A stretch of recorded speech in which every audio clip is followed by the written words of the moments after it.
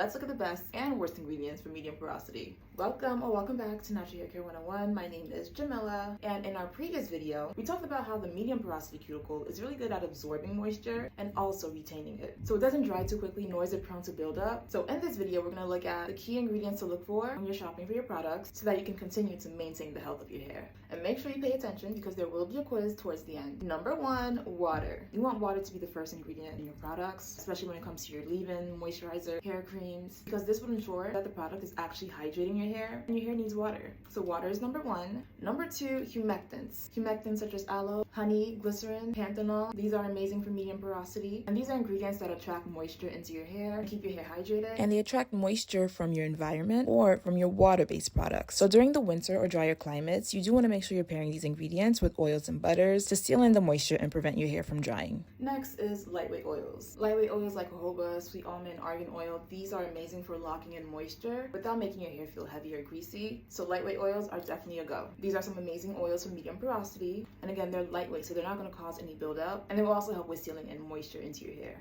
Next, butters. These are some amazing butters for medium porosity. Shea butter, mango butter, moo butter, especially if you have thicker hair. These are ingredients that your hair will benefit from, that won't be too heavy or weigh your hair down, and that will also seal in hydration and make your hair softer. Next is protein. Medium porosity benefits from a moisture and protein balance, so having protein in your weekly regimen is definitely amazing, and this will help with maintaining your hair's elasticity without causing protein overload. So one ingredient is fine. These are the ingredients you want to look for, and to maintain that balance, you can rotate between 2 deep conditioners, one with protein, one without protein, and this will help you with maintaining that moisture and protein balance. Now for the ingredients that are best to avoid. Heavy butters. Cocoa butter, for example, is way heavier than shea butter, and this will just make your hair greasy or feel weighed down, and it's just best to stick to the shea butters and mango butters and not overcomplicate your life. You could do cocoa butter if it's blended with lighter oils, and again, if you have thicker hair, your hair might benefit from that, but you want to make sure the product is diluted with water, humectants, and lightweight oils. Next is heavier oils, such as castor oil, for example, coconut oil as well, because these are oils that are just going to weigh your hair down or cause too much buildup, especially if they're too high on the ingredient list, or if you're using it alone. This will be a little too heavy for your medium porosity hair. But again, if they're diluted with lighter oils,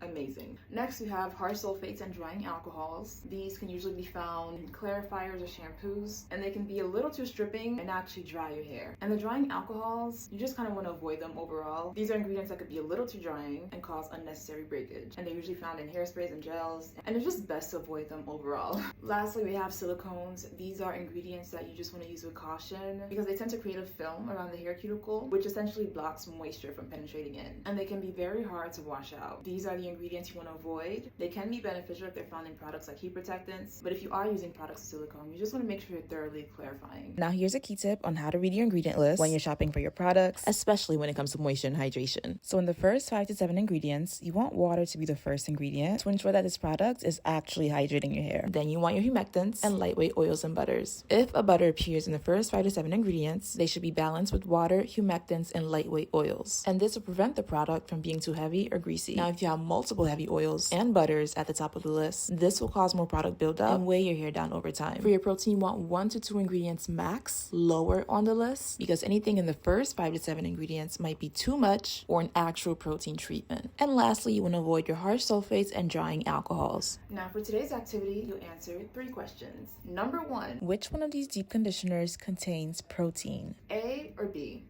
You can pause to read. Number 2, when you look at this ingredient list, is this a good moisturizer for medium porosity? You can answer with yes or no. Number 3, is this a good moisturizer for medium porosity? Make sure to leave your answers in the comments. And that is all for today's class.